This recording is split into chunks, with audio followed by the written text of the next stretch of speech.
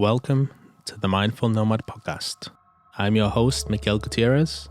This podcast is an exploration into the world of creatives, community leaders, and entrepreneurs, taking a deep dive into their lives, focusing strongly on lifestyle, spirituality, mental health, and education.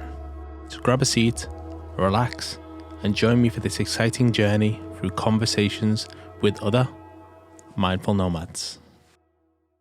This was previously recorded for the podcast Travel Cuts and Consciousness, but I've decided to keep it on a playlist as it still aligns well with the Mindful Nomads podcast. Enjoy. Yeah, I'd like to welcome our first guest ever to my new podcast, Travel Cuts and Consciousness, Kem Mehmet. I first met Kem around 2009 after we started to assist a barber at our previous workplace, and we've been good friends ever since. Kem is an international educator, having worked and educated in Hong Kong, Russia, and Singapore, an experienced consultant for barbershops, a successful barbershop owner, owning Stoke Newington's very own Cuts and Bruises barbershop. And you will know him because he's been in one of my most famous videos, the Perfect Barbershop. So I thought he'd be the perfect first guest on the show. So welcome, Kim. Thank you, Mix. Thanks for having me.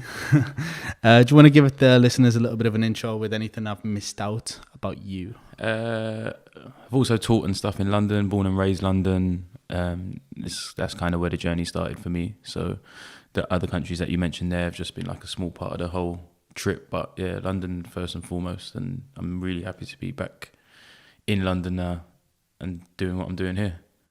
Nice. So I know you started barbering at the age of 15 and it was just cutting friends' hair, but how did that come about? My mum's a hairdresser. She's been hairdressing my whole life, or she's been hairdressing for 40 years. She recently retired.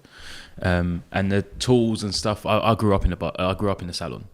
So me and my sister both used to help my mum on the weekends and stuff. Just before I knew I even wanted to do hair, I was in a salon, and it's just a vibe, like a good salon with good people working in it and clients and stuff that have been there for a while. It's just, I don't know, you can't compare it. And where I've grown up in it, it's just normal for me. I don't know anything else. I've never actually done any other jobs. I picked up my mum's tools that she used to keep in the garage when I was like 14, 15, because she told me not to touch them, and just started cutting my cousin's hair, my mate's hair, started doing patterns and designs and stuff, and it was just wicked. I loved it. And then my mum was looking and she was like kind of reluctantly telling me that I was good, and I was like, okay, cool. So I carried on, and obviously the boys kept coming through, so I just carried on doing it. And yeah, I haven't really looked back. There's been like, we all have bad days, but at the end of the day, it's always filled my pocket with money, and I've always been happy and laughing during the day while I'm doing it. Whereas I've got other people coming home from work or college or uni or whatever, and they're all miserable. None of them like what they do, most of them anyway. But like growing up, that was the case. So yeah, it's just spurred me to go on, and the journey's just taken me to places that I never thought it would. So That garage has actually had quite a lot of history. Yeah, man. Even when you came back, from your travels, you were cutting in there. Yeah, of course, never too good for the garage. Like that's where it started, and I just tarted the garage up a bit when I came back from Hong Kong. Obviously, I started there when I was 15, not thinking, but it was not just a garage. When you're that age cutting, it's not just a garage. It's the kitchen, it's the garden, it's the bathroom, it's wherever.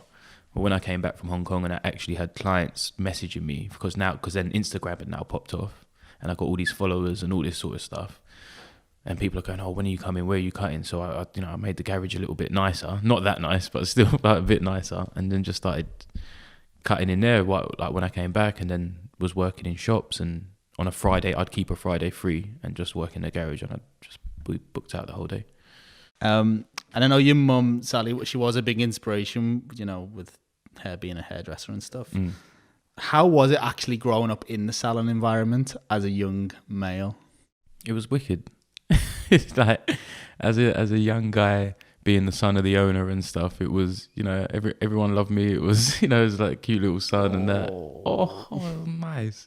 It was a women's salon, so there was just a lot of women around, and it was nice to kind of just be a part of that and be a part of that culture, because the barbering scene and, you know, the men's environment is quite different, but the women's scene is it's like the same, but it's, you know, it's like two different, you know, environments. So it was nice to be able to sit in the background and take that in and understand what that was about, and actually realize that we're all not that different, even though we are a little bit different. But it was nice, and it gave me more of an insight that actually you can be happy doing what you're doing. You can be happy at work. You can actually be friends with clients and colleagues, and, you know, and it doesn't have to be like a chore, which is, that can be the other message that you get from seeing professionals working in their career. It can like always be a struggle. It can always be an effort and stuff. So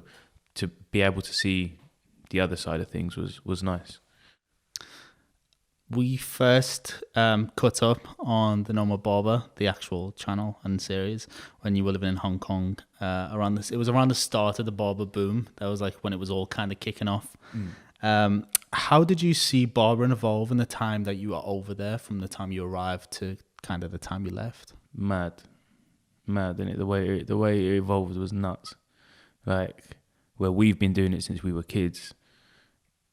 Like, we've always thought it was cool. We've always thought it was nice. But then all of a sudden, I don't know, like, was it 2012, 13, around that sort of time, something happened. And like, it just went mad. You had like, you doing what you were doing, spreading the word, and your videos going viral and all that sort of stuff. And people all of a sudden, oh my God, barbering's really cool.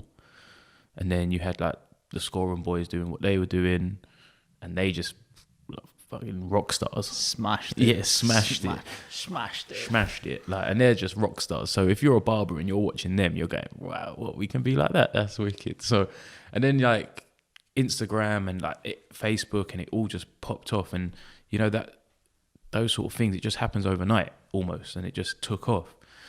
And I think both of us and a lot of other people that had been doing it a long time just rode the wave, and we still are. And to be honest, even when people stop looking at barbering as being this, you know, niche fad or whatever they think it may be, for us it's still going to be the same thing where it was when it started, and we'll always continue doing it. I don't really care about the buzz. It's nice that people are taking an interest, and it's obviously great for business, but I'm still going to be cutting hair in 10 years. So so it's nice to see nice to see it evolve, and nice to sort of be a part of it. But yeah, it's been nuts, isn't it? It's been mad. Why do you think it was at the time it was? I think Instagram, social media in general, played a huge part. That is because you could have been doing what you were doing, the other boys could have been doing, I could. But if we didn't have the platform to jump off and have the platform to show people what we were doing, then it would have all been like, do you know what I mean? If it was 10 years before and Instagram didn't exist, then no one would have known. Just your surrounding area would have known, and you would have probably been successful just in your little hub. But because of social media, it just took off. It just took off mad. It's crazy. I remember even before Instagram, just on MySpace, for like following Frank's Chop Shop and Blind Barber, and being like, like, these shops exist. I need to go there one day. It was pretty cool to actually see that people were doing something outside of the neighborhood barbershop, which was what all I worked in, basically. Since the start. See, but we thought that sort of that male grooming was the next tier up, right? That's why we were working where we were working when we met, and that's what took me to Hong Kong. So that was, for me, that was like the ladder, I want to work in the shop with the most expensive haircut, and with the private room, and with the Bloody Marys and the this and that, and the suits and the ties and stuff, which I loved at the time, and it was cool. I did like it, and I still like it, but I wanted to bring it back to having seen all of the social media barbers and it all popping off like that. I kind of realised, hang on, I don't need to be in this. I don't need to be in this financial world to be at the top of my game. I can actually do it the way I want to do it, and it still be successful. So yeah, it's a big jump as well from when we went to work in that place. I went from charging £8 to £48. Trust me. And I was like, do these guys know what they're doing? Like, did they know who they're hiring? I went in and did like the most basic haircuts, and they were like, yeah, you got the job. Yeah, and you start. And I was like, oh, very nice. But yeah, it's crazy how like the past 7 years have gone as well, and how fast it's gone, because it has been so crazy for us in terms of work and life and barbershops. The perfect shave ended up becoming one of the most successful videos on my channel. What do you think of the feedback and the reaction to it? It's funny, isn't it? I think, I'm not sure about you, but I think I revisit that video about probably every 6 months, something like that, and I just scroll through the like newest first comments and just see what people are saying. It's fucking hilarious. It's hilarious, but I'm still baffed to this day as to why that got so many, how that built traction like that. It was a combination of many things, I think. Many things. It was around the start of the ASMR craze. Which I'm still a bit baffled about, and I didn't, when you first said ASMR to me, I was like, what was that? Asthma? Yeah, asthma, what was that? Do you need treatment for that? You seeing someone? Yeah, it was crazy. People like the relaxing aspect of it. Again, it was at the start of the barbering boom, so people were like, wow, you can go and get like this service at a place for men. And you know, the guys wearing a Rolex and stuff. People love that. People like the fact you look like Chris Brown, The Weeknd, Lewis Hamilton. Yeah. Jesus. Anyone else? I think people, a combination of the all of them. Yeah. These lot had kids. This is what I mean. But I think also that video, when I've watched it back, I feel like where you were so early on in the whole Nomad Barber channel and doing the videos and stuff, let's say if we'd made that video now, we'd go into it very differently. Do you know what I mean? Because we'd know the audience, we'd know the possible traction. But when we actually filmed it, we didn't know what it was. Like, we didn't know it was going to take off. We weren't even going to film it. We were just like, shall we do a shave Yeah, tutorial? exactly. So it was so like nonchalant. Like, we were just so relaxed. It was just two mates, one shaving the other, and then talking through it. But it was, because it had that relaxed element to it, and it was clearly a couple of mates just having a bit of a laugh, but kind of being professional at the same time. I think that's what people liked as well. Like, it just gave a bit of a different dynamic to it, a bit of a different vibe, rather than it being just purely educational or purely this or purely like. It was just a bit of fun, really. And that's what barbering is, though. Like, the shop is jokes all day long. Like, it's just fun all day long. In like, when we're all having a good day, and you get good clients in all day, and everyone's talking, and the way the shop's set up now where I am, it's like the chairs are all quite nice and close to each other, so conversations bounce and stuff. So it was nice to actually have you there in the chair when we filmed that, because it was a very formal place, that shop. So it was good to just bounce off each other, and that it was good. Do something a bit more chill. So obviously we know you like barbering. You're like a barber. So what, in terms of your personal life, what sorts of things do you like outside of barbering, apart from party? We were like a party sometimes. But no, to be honest, I think as I'm getting a bit older, family, like my sister's just had a little girl. So my first niece, my parents' first grandchild. So that's kind of like taken over us, because she's just wicked. And then just trying to see, as you know, probably, like, again, as we're getting a bit older, as things are getting more hectic in our lives, you start to realize the people that are actually really important to you and the people that you want to be around you. So just making time for them as well, but also just concentrating on the business. And that's not necessarily barbering, like, that's just business in general, and how can I make the people that I'm working with better, or help them, or how can they help me, or how can I do something with this space or that space or whatever. But yeah, other than that, music and films and stuff. That's me. Do you still play guitar? Here and there, but not too much. Not too much. I'm definitely slipped more into like my hip hop, UK grime, UK rap. About to open an event space here under the shop, so I'm gonna promote, like, we've got so many friends that in music and emerging artists and coming up and doing really well. So just be able to house them and do something like the way I've done with the barbershop. I've been able to house barbers that I feel like I want to work with and that are really good at what they do.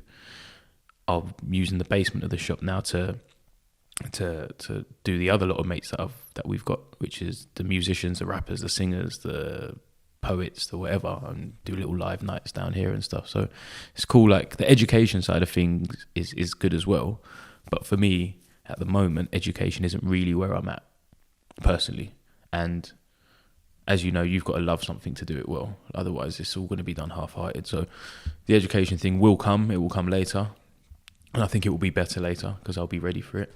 But yeah, at the moment I'm just going with what feels right. What's this downstairs going to be called? Basement 57. Basement 57. Yeah. So people can probably find that. Yeah, we've got online. it will have its own website and stuff, and the Instagram page is there, although there's nothing on it. Basement.57. But yeah, that's what it will be down here, like live music, little sort of sofa sound desk type events. Yeah, it'd be cool. And I think it will complement the business really nicely as well. And I know you travel, but outside the barbering, is travel a big part of your life? Yeah, definitely. I love. It's more cultures, like just getting seeing different things. Asia is still somewhere I don't ever want to drop off my radar. Like I still try and go back to. If I'm going to somewhere in Asia, I'll stop in Hong Kong for a couple of days, see friends, see old colleagues, and the city's fucking amazing. Do you know what I mean? It's one of the best cities in the world, I think. I was there recently. Singapore, obviously, we've still got our mates out there. We've got the Panic Room guys, Grease Monkey boys, the old Hounds of the Basketball boys. They're all still there, and I love going to see them. I don't ever want to lose contact with them, even though social media makes the world very small. It's nice to just go and work in the shops for a couple of days out there. And like I said, it's fun. It don't feel like work. I tell them I'm coming to Singapore. They're like, "Oh, do you want to do a day?" They're like, "Yeah." Booked out. Like it's nice. It's nice to be able to go and do that. But yeah, I like seeing new places. Yeah, I like seeing new places, definitely. What's probably been like the best travel experience you've had so far? And why? Oh, but when people ask the best place I've been, it's probably Iceland. Iceland was mad. Iceland's insane. It's like a different world. It's magical. It's absolutely magical. Like, well, me and a mate went in December, so beginning of December before like the Christmas rush. And it's just different, like where it's positioned in the world, the scenery, the way the weather falls there, it's insane. The people are lovely, the food is excellent. But if it's not Iceland, then it's definitely Thailand. Yeah, Thailand is just a postcard, man, and the food's wicked. I know you've travelled alone a lot as well. So if you had to give some advice to someone who was scared about traveling solo but they wanted to, what would you say? Don't be a pussy. just go and do it. You haven't got much to be scared about, to be honest. Like, don't watch Hostel, don't watch Taken. Like, you'll be fine. Don't listen to them films. I mean, if your dad's kind of like Liam Neeson, then you ain't really got much to worry about anyway. But at the same time, it's like the world can be a big and scary place, but if you concentrate on that, you'll never see any of it. So just get on a plane, book somewhere, just go and do it. Just go and experience what it is to be with yourself in a new place. Like it's different. It's a different experience. Yeah, I think it's quite cool traveling by yourself as well, because you do get to experience things in a different way that you wouldn't if you went, or say as a couple or with friends. You know, you're a bit more closed off if you just go with other people, but when you're by yourself, you obviously meet people along the way. You're more open to meeting people along the way as well. Like when you go in your... Be my friend. Yeah, well, when you go in your clique or you go with your partner or whatever, like that's your company. That's what you're concentrating on more, and you know they're trying to please you, you're trying to please them. There's that sort of element to it. So when you go on your own, it's like the world, like everything's open. Like if you want to go over there, you can go over there. If you want to go talk to that person, you can. There's nothing holding you back. So yeah, it brings a whole different side to things when you're traveling by yourself. Are there any when you've traveled, are there any kind of cultures within the barbering industry that you've kind of appreciated more than others, or?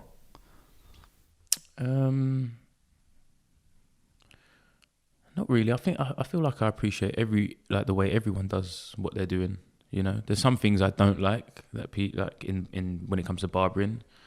Sort of like all the hair dyes and the spray on stuff and all the like the painted look like that. I feel like that's absolute shite. That just needs to stop because it's not real barbering. It's artistry on a new level. But I don't know if it belongs in our world. I think it's all a bit false, and we don't need any more false. Like there's enough false out there. You know what I mean? There's enough fake this and fake that. So it's not a test of the craft. It's like a bit of a new skill. So I'm not really a fan of that. But everything else, the way people do stuff, whether it's the way the Turks do a shave in Istanbul, or the way they're cutting hair out in Singapore, because in Singapore it was so new, right? Like I think it was around 2013, 14 when the barbershops only just started coming up. Can you imagine that? Like it's only a few years old there. So to see them, the way they pick up what they've picked up, whether it's from us or from the Americans or from wherever. Russia's mad. Russia's nuts. them lot go in and sideways with barbering like it's just big shows and this and that. It's almost like they're looking at America and going, "No, we can do it better than them," and then like just blowing it out the water. But yeah, the barbers out there are killing it, and Moscow and Russia in general is such an industrial place, so the shops are all huge and everything's just like grand, you know. But yeah, they're doing it really well, man. I'm in contact with a few people that I've met out there. I've been out there 4 times. 4 times, yeah. Done 2 shows out there. Done 2 like big stage, like the conventions, and I've taught the other 2 times and the 2 times that I went for the show. So yeah, I'm still in contact with a couple of them, and it's just nice to see them progress and do things, because Moscow is kind of a little bit closed off to the world, like Russia is a little bit still closed off, you know. Again, so social media is like they love it because it's giving them the view that they've never had before. But yeah, that's definitely a cool place. I've never actually been to Russia. They're always asking you, man. I know. They're always whenever I'm talking, "Oh, you want to come over with Miguel?" I'm like, "He's very busy. Very busy." Bring Miguel. We just got distribution now, so yeah, nice. Hopefully be going over October. There's a big show. The Russian BarberCon. Yeah. There's 2. There's that 2. and there's another one. Yeah, they're both huge. Yeah. One was massive. had MMA fighters and stuff. The one I did had cheerleaders dancing before the like they had the competition was going on all throughout the 2 days, and then there was like a big stage final, and it was like a proper setup, and then they had like all these cheerleaders come out and who you do a huge dance before. It was like Super Bowl or some shit. Really ugly cheerleaders, I'm sure. Yeah, absolutely disgusting. Not distracting at all. Yeah. I'll just cut his lips off. Oh shit, sorry. Are there any kind of any kind of rules you like to live your life by? Any morals that you kind of stick by in terms of how you run yourself professionally or personally? I think it's just generally sort of be professional at work. You know, there's a time and place for everything, and I think that's really important to remember, especially where the job can be quite. It is so relaxing, and it can be like not relaxing. Like it's a very relaxed trade, depending on where you're doing it. But the way I like to run the shop is quite relaxed. So you do have to kind of remember, like, yeah, we are all mates and we are all having a laugh and stuff. But you know, there's a line, and you know, make sure you stay on the right side of it and stuff. Other than that, just treat people how you want to be treated yourself. I think it's quite simple, really. And if someone's not doing what they should be doing, or someone's acting out of turn, don't be afraid to pull that person up on it as well. Like I've got no problem in calling someone out if they're not behaving themselves, and that's not just in work. That's just in life. Like I don't stand for that stuff. Like I don't like to see it. I don't like to see bullying. I don't like to see people being rude or stuff like that. So it's just be nice. Don't cost anything to be nice. Do you know what I mean? So that's it. And have direction. Have a bit of direction. Have like know what you're doing a little bit. You know, it's nice to be open-minded. It's nice to have that element of mystery as to, you know, what tomorrow may hold. But at the same time, kind of don't just be floating all the time, you know.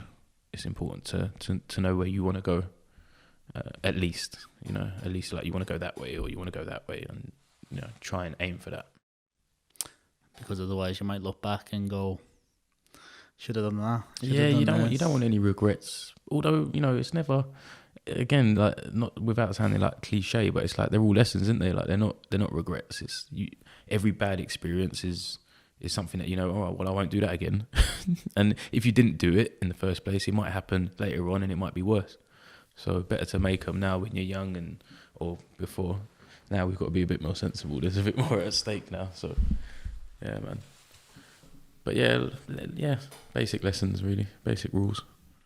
This is probably touching on something similar than what I just asked, but what do you think the secret is to success within either the barbershop or life, but doesn't necessarily need to be like financially successful? Yeah, no, I think, you know what, financial success is what people always try and aim for, right? And it's really not the answer. It's probably because we both got a few quid now. Not even. You spend it all on fucking mics. But no, it's really like experience is key, first and foremost. Don't rush into anything, be it work, relationships, whatever. Like I'm no guru on any of the above, but I feel like just taking your time and knowing what you want is important. But when it comes to sort of barbering and stuff, the one thing I really don't like are these new guys. Whenever I put out, and I'm sure you're the same, when you put out a barber wanted, all we get is these new graduates come through, and it's like, you've got no shop experience, and you want to come and work in these shops that you rate, and I understand it. I appreciate that you like what we're doing, but if you like what we're doing, then maybe come to us once you're a little bit more prepared. Don't try and come to us when you don't know what you're doing. You know, there's other shops where you build up that experience. There's other shops where you can gain that knowledge and just that graft. You know, people do a course and they finish, and then they're like, right, I think I'm going to earn this much now because I've paid this much for this course. And it's like, it doesn't work like that. And it's kind of offensive to us where we've been doing it for so long, didn't do no fancy expensive courses, scrubbed the skirting boards for however many years, swept the floors for however many years, washed countless amounts of heads before we even picked up clippers, and you want to go do a course and come work in my shop? Piss off. Like, you ain't. It's not happening. So, like I said, take your time and just like, yeah, don't rush into anything. Go in confident. Confidence is key as well, I think, with success. Like, confidence and success kind of go hand in hand. You can't go into anything half-hearted. You can't go in tiptoeing or unsure. If you're unsure, don't do it. But yeah, you got to be confident with every move you make, and you got to follow through on everything. Don't start something and stop it halfway through, you know, because you just have a load of half put up shelves. You know what I mean? Like, it's just be a mess. I think that's one of my issues, actually, is that I've been saying, like, even for instance, this podcast, or starting more videos, like I say I'm going to do it. So eventually I just stopped. And I was like, I'm just going to stop putting it out eventually. You know what I mean? Stop building up the content and then putting it out, because, yeah, it just, like, I didn't want to be doing things half-hearted, you know?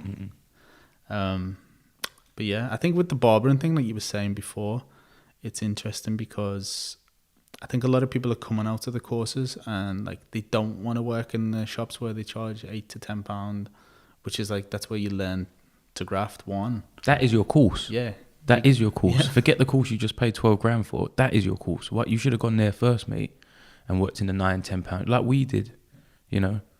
It's only because they're seeing all these cool barbershops now that they think that that's where they want to be. But I'm sorry, if you want to be a barber, then there's levels and there's steps that you take. Do you know what I mean? In order to make sure that you're doing your job correctly. Once you do get to my shop, your shop, or Mayfair, wherever it may be, like, that is your course there. Forget the courses over there that they're charging an arm and a leg for, because. And don't get me wrong, we've both been there. Like, we've both been there and done like a little talk and done a little thing. But I feel like sometimes they give unrealistic, they sort of build unrealistic expectations for students sometimes, and they don't let them know that actually, rather than applying for these shops, maybe you should apply for these shops first and go and do at least 3 years, 2 years there, and actually know what it is to work in a proper shop. 30 haircuts a day and sweating. Yeah, I think it's important, when a lot of people come to me from these courses and they're saying like, I need the job, I want to work in the best shops, blah, blah, blah. And they don't want to go work in the shops where they build up experience. It's like, I say it's important to be able to do a 10-minute haircut and be able to do an hour haircut, and be able to do everything in between, because you don't know when the barbering boom is going to go. Exactly. And you don't know when you're going to need the job. Yeah. You know what I mean? I could lose the shops in a year and I have to go get a job, but I know I can work in it'll take a little time to get back to the 10-minute haircut. Yeah. But I know I could do it because I've done it before. Yeah. And you're not afraid of it. Yeah. That's the one thing, like, learning the way I did, which was not that much formal education. Like, it was, I'd find people that I liked the way they worked and just shadow them. And I'm not just watching how they cut. I'm watching how they move. I'm watching how they talk. I'm watching how they conduct themselves. I'm watching how they book an appointment. I'm watching how they run their schedule. It's not just like, now I'm seeing a lot of, especially like the new guys that I take on as well. It's like, it's all about the hair. It's all about, can I get the best fade, or can I get a... They're not talking to their client. They're not engaging in any sort of rapport with the people in their chairs. And I'm like, this job is so much more than just cutting hair. It's so much more. And that's something I learned from my mum. That's something I learned in the salons, like the relationships that you build up with these people. I've got, I had one client became a best mate, became a flatmate. Do you know what I mean? That sort of stuff happens. But with the likes of a few shops and a few courses that are available out there, I don't want to mention any names, but they're very technical sort of shops. It's like, it's all about how many fucking sections can I get in this geezer's head to confuse you, so I can charge you this much, so I can sell you this scissor, so I can do this. And it's like, you're losing the point. You're losing why I'm doing this job. You're losing the point as to why I actually got into this in the first place, because it weren't so I could do all of that. I want to make people feel good. I want to make people look good. But that comes, there's more than just doing a good haircut when it comes to that. It's, it's talking to them. So, I know some of these guys' deepest, darkest secrets, you know what I mean? And that just comes with time and relationship. And like, do you know what I mean? Just doing this for a while. What do you wish you'd known when you'd started out, if you go back in time? What, with barbering, with work? Or generally, when you were born? Yeah. Listen, youth is wasted on the young, isn't it? I feel like we all wish we knew more when we were younger and stuff, but it's all a part of learning. Like, all the silly shit that I did when I was younger has just made me who I am now. So, and real talk, I had no false expectations from this job. I didn't think I was going to be a millionaire. I didn't think I was going to, have this much or have that little or whatever. I really didn't. Like, I knew I'd be able to provide for myself and those around me if I ever needed to and stuff. And it's always going to be sustainable. Like, there ain't no internet site's going to take my job. There ain't no app going to take my job, or machine or anything. So, like, it's just, it's a safe trade. I work an honest day.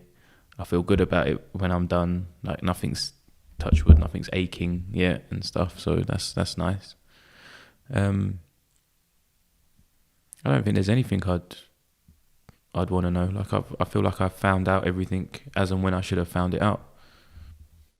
So you haven't really had to overcome any like major hurdles?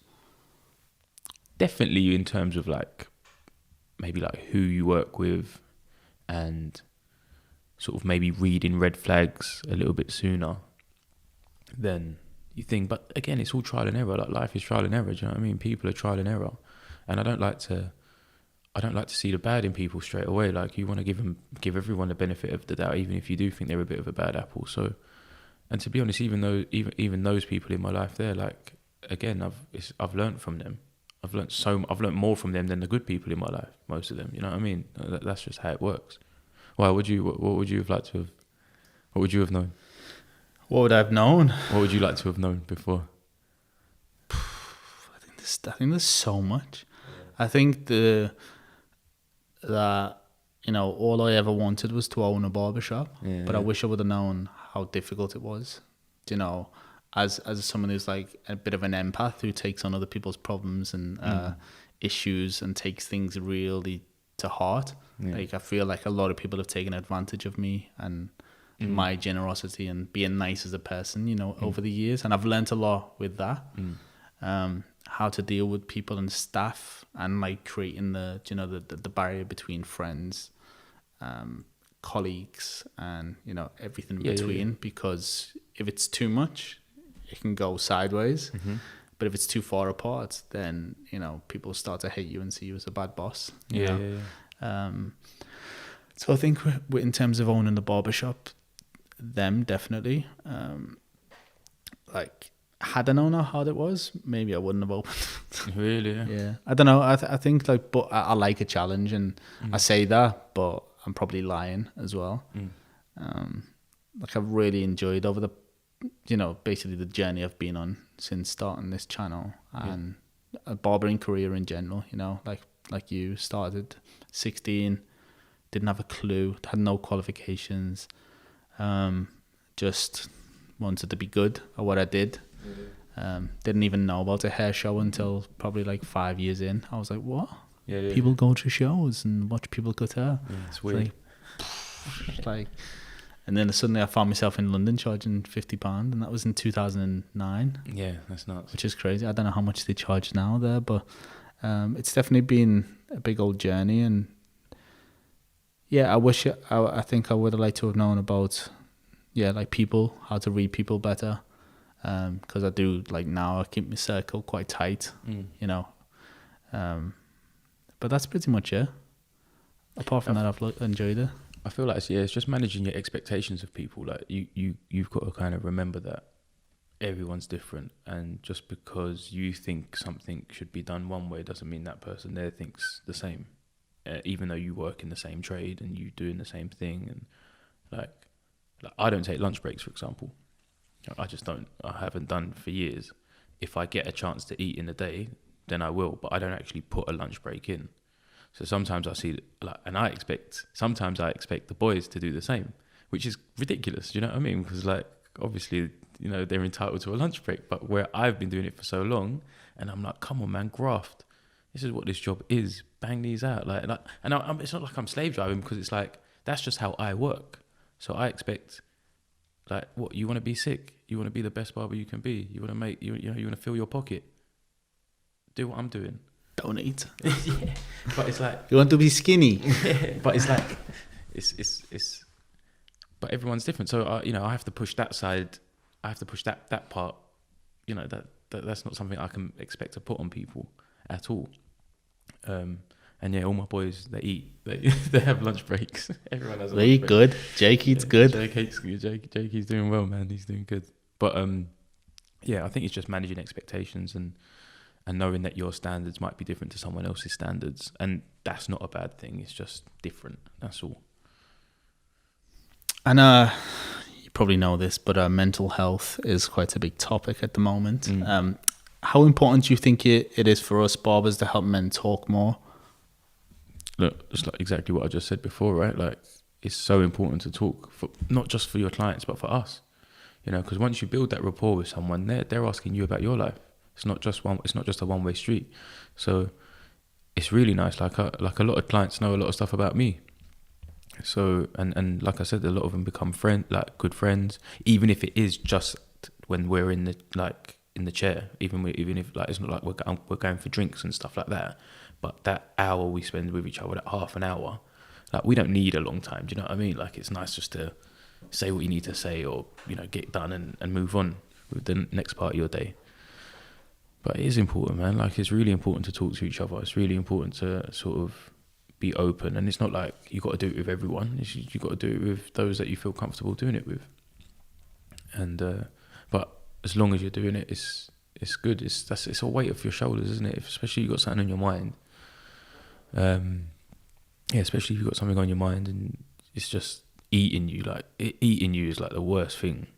Anything eating you is like the worst thing. So like, yeah, you need to be able to unload sometimes, man. So yeah, no, it's important. It's important. It may not cure your problem, but you'll definitely feel better about it. I find that as I've cut down in terms of cutting behind the chair, when I actually do get the chance to do it, like all my problems go away. I feel so good at the end of the day. Not only helping other people talk about their problems, or not even problems, just life in general, but also having the opportunity to talk about my life, because to an unbiased opinion, you know what I mean? Because people close to you is like, you know, they're sometimes the hardest ones to talk to, like the ones that are real close to you, because it's almost like they know you better than you know. Oh, I don't know. I don't know why it is. I wish it wasn't, but it just is sometimes. Sometimes people close to you say, "No, you're right.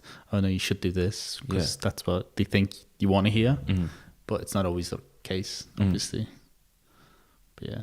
But the thing is, especially with what we do as well, you get so many different people in your chair, like from a train driver to managing director of some big company somewhere, to a doctor, to a teacher, and they've all got so many different opinions, so many different walks of life, so many different views on stuff. And you know, it's nice to tell the same story to every person and see what they say back, or ask the same questions and see what they say back. Like, it's mad. Like the range that you get from one day in the shop is insane.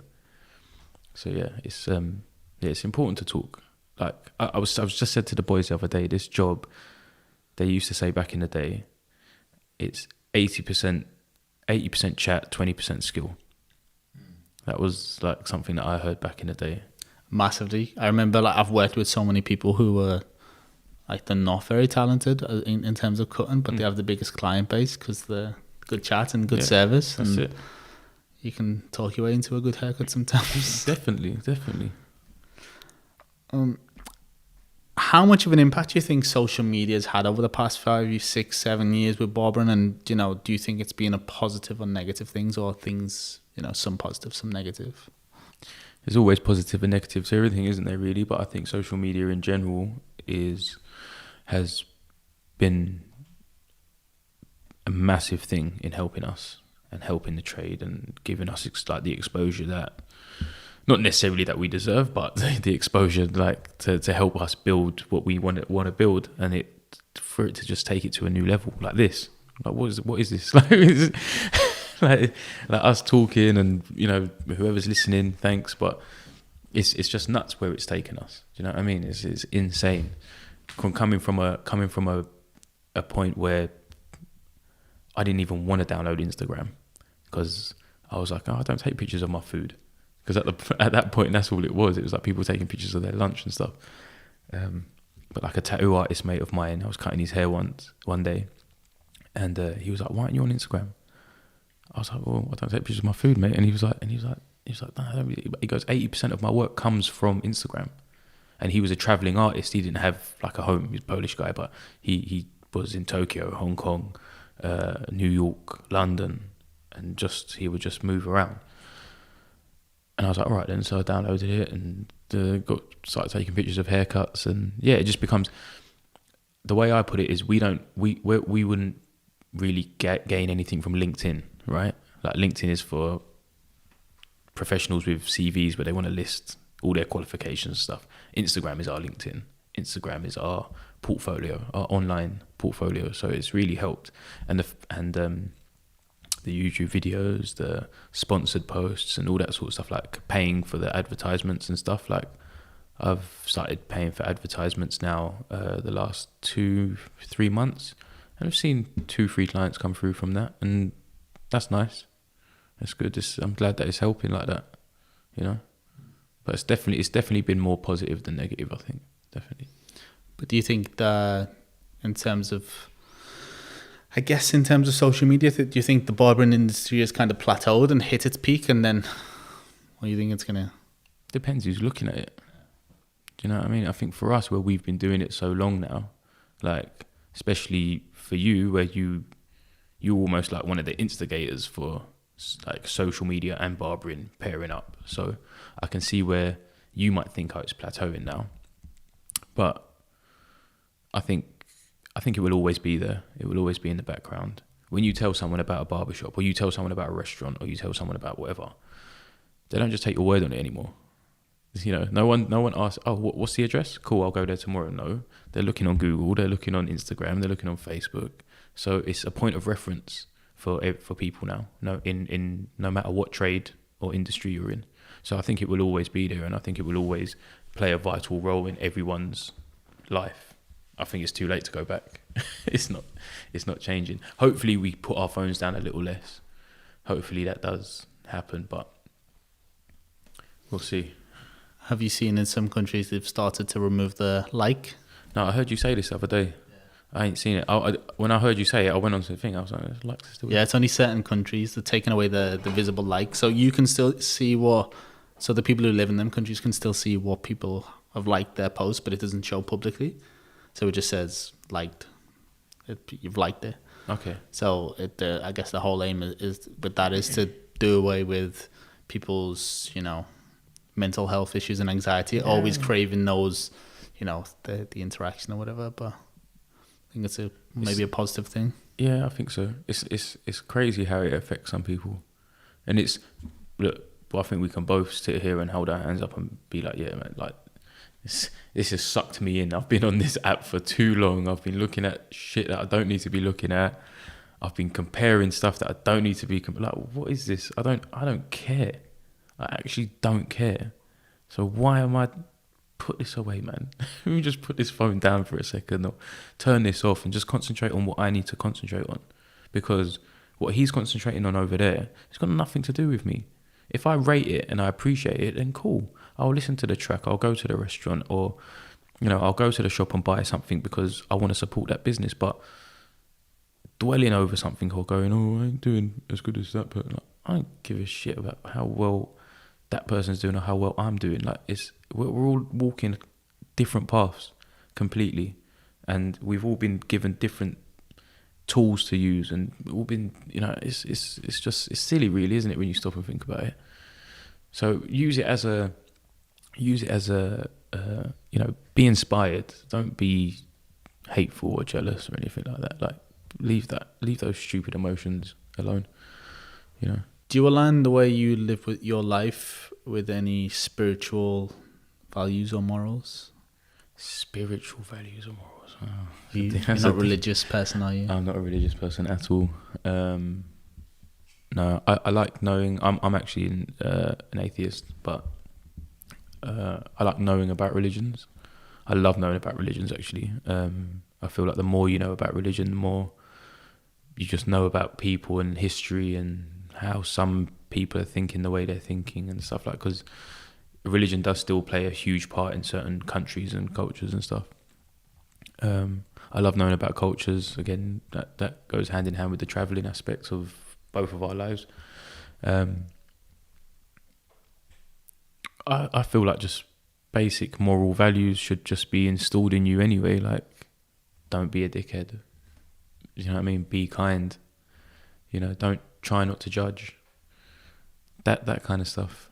But no, I probably, if there was anything, maybe Buddhism, in a way. Like if I like the little reading I've done on that. But I feel like you can, like, religion has always been about cherry picking, hasn't it? It's always been about, oh, I like this bit, or I like that bit, so I'll live like that. But I don't like fasting, so I won't do that bit. So it's just like everyone kind of picks and chooses when it comes to their religion and stuff. I feel like there isn't, unless you're a Buddhist monk in a temple, living in the mountains, you're probably not doing it 100% anyway. But me personally, no, I feel like I'm just trying to be decent. Do you like the Buddhist aspects in terms of like the ideas around reincarnation and stuff like that, or? I like the idea of it. I like the idea. We come back. Yeah, it's a nice notion, isn't it? It's up there with heaven and the virgins and all that sort of stuff, isn't it?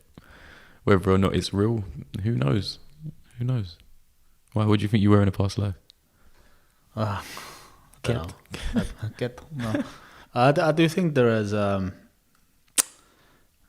there are aspects of religions I do like. I think when you break all religions down, when you get to the core of it, it's all positive. They've just been misguided along the way and misinterpreted, you know.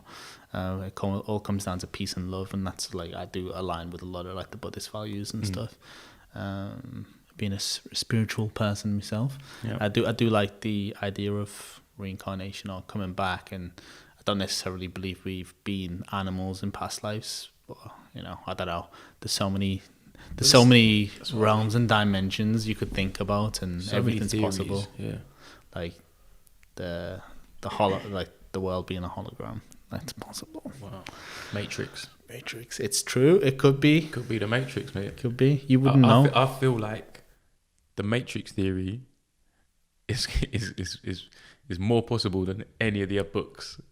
I think so too. Any of the books, especially the way we see the world going now and the whole Black Mirror stuff and all that. Like, Jesus, man, it's all heavy stuff, man. It's all heavy stuff. real messages intertwined Yeah, into. we're plugged in. We don't even know it.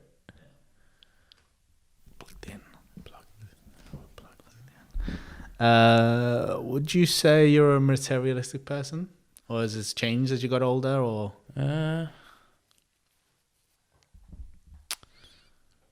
No, a little bit. I like nice stuff, but I try not to let that be the only thing about me. I've been with people before and met people before and gone out with, you know, had like partners that have been a little bit more than I would like, and it does rub off a little bit. But no, I wouldn't say I was that materialistic. I've got a couple of nice things, but I try to make the those material things investments. So I'm not, you know, they're more smart purchases than just buying a load of designer garments for no reason, you know. But it is, yeah, man, it does rub off a little bit, doesn't it? You see people wearing nice shit, you're like, oh, I like that Stone Island shit, man. I'll get that Stone Island jacket.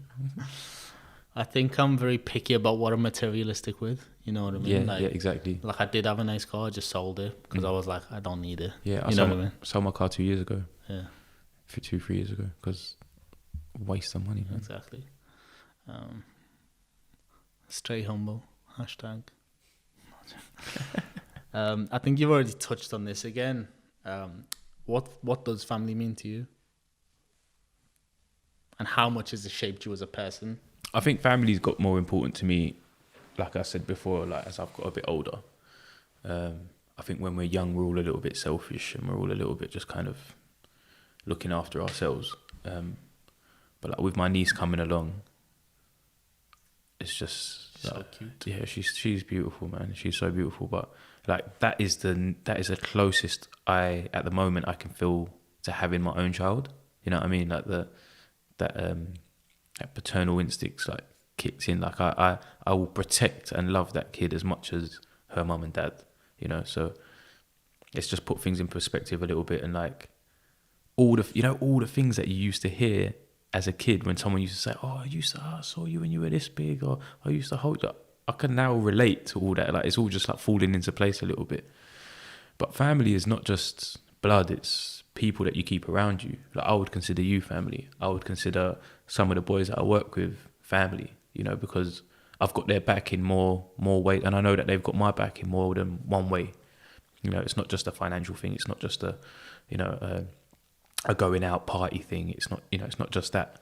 You know, I've got friends. I'm lucky enough to have friends that I've known since I was 4 years old. They're as much family to me as my mum and dad. So, and it's just, family is just about being there for each other, whether they're a dickhead or not. Like, it's just about, knowing that person actually deep down is a good person. They want the best for me, whether they're saying what I want to hear or not. And yeah, just rolling with it and trying not to argue too much and, break bread every now and again. And yeah, that's family, man. What do you have in store for the future of the brand, or have you got any personal goals that you kind of want to achieve? Like I said before, I've got direction, so I know I want to go forward. But now that I've got the shop, and I had one shop that was not the best deal, and it was smaller than I wanted, and then I managed to move it here to exactly the size shop that I wanted with, good people. But now it's more maintenance rather than trying to make it the biggest brand in the world, which I'm not about, man. I ain't got the energy, and I really like that. There doesn't mean so much to me, like opening loads of shops, especially in the same city. I feel like can sometimes dilute your brand a little bit, and also just give you mad headache, because me personally, I care too much. I care too much about how things are running. I care too much about how the boys are working. I care too much about what the clients are thinking sometimes. So to have multiple shops all around everywhere would just absolutely do my brain in. I don't think I'd be able to sleep at all. So I think having one wicked one where people are talking about constantly and people are making it, like we get people coming and visiting from all over London and all over, like, I've just come down from, I had a guy come from Swindon the other day, which is like a 2.5 hour train just for a shave. We get guys coming from, if they're down from up north, they'll make an effort to come to Stoke Newington, which is a bit of a pain to get to, but they'll come and they'll make the appointment, and that for me means a lot more, having a Harrods rather than a Tesco sort of thing. That's how I put it. And yeah, so it's just making the best with what I've got, and also seeing the boys do well. Like I'd really like to take influence from Neil, who I used to work with at Rocket, and he's opened multiple shops. But the way he's done it is he's with each member of staff there. He's opened up, and I feel like that's sick. Like I rate that. I was like, yeah, that's cool, man. Like it's not just about you. It's about the guys that have been working with you for 5, 6, 7 years. Now all got their own thing, and they're all happy to have it, and that's less of a headache way to do it. Whether there'd be more cuts and bruises, I don't know. I think, like me, I wanted my own thing. I didn't want anyone else's brand.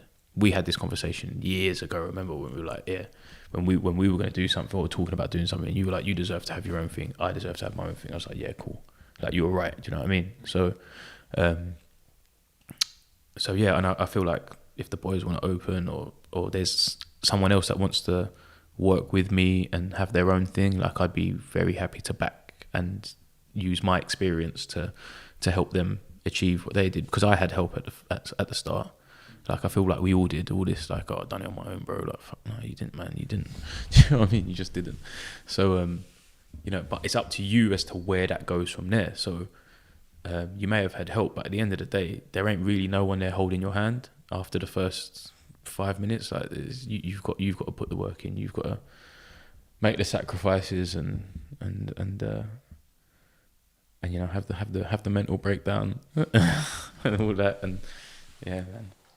But I just want it to thrive, and it to be more of an institution than it to be a big global thing, And like, again, going back to social media, I feel like all of that is even more possible than it ever has been if you do it right, and you're providing a good service, and you're doing your trade correctly, and everything.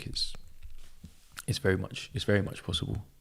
I feel like we're halfway there anyway. Like, I'm not completely there yet, but halfway, yeah.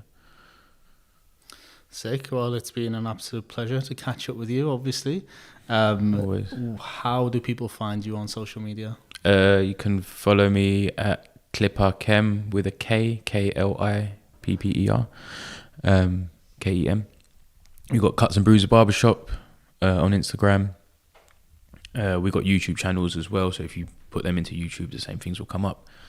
And the YouTube channel is more tutorials, the Instagram's more photos and just day-to-day living with the stories and all that sort of stuff. We try and just give you a little bit of a window as to what's going on with just in the barbershop in general. So, and it's always a laugh. It's always a laugh. It's always banging fades and a laugh. Thank you, Cam. Thank you, Mix.